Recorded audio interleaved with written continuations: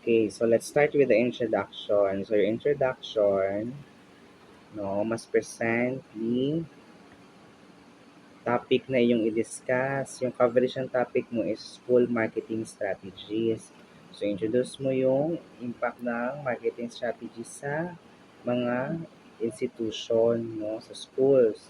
So sa school kasi wala nyo din specific diri kung ano nga school ba, private ba, public ba, college ba, Oo. integrated basic Oo. education ba. So that is why nag-note ako diri sa title, ginbutang ko siya na ang ginote ko diri selected lang anay na private schools in South Cotabato. Okay. So kung nag-private school ka mo, selected. So meaning hindi tanan na private Oo. school diri sa South Cotabato. Dako ang scope nyo actually, South Cotabato. So, in your, in your local, in your scope and limitation, dito i-discuss kung ano itong coverage. Sige, dito na sa introduction ninyo. So, next is, sa inyong literature review, amo to i-discuss ninyo tong ano tong mga marketing strategies na ginagamit sa pag ginamit na HEI, higher education, Okay. no? Amo na sila ang mga college. Tapos, ano ang ilang ginagamit sa marketing strategy na in global and in the Philippines. Next, enrollment trends. Ano itong mga trends sa enrollment?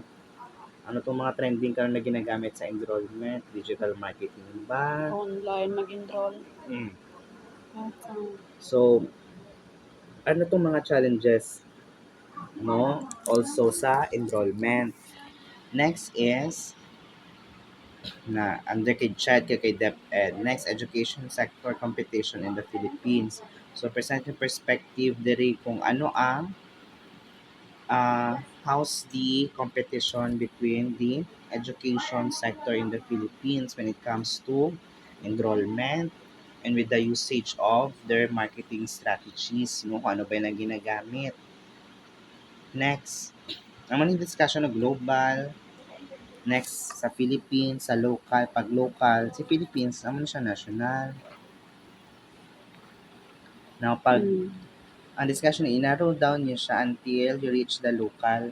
Kailangan ma-present nyo ang data sa Coronadal. Kung, for example, sa introduction, discuss nyo there is how many private HEIs na in Coronadal. O mga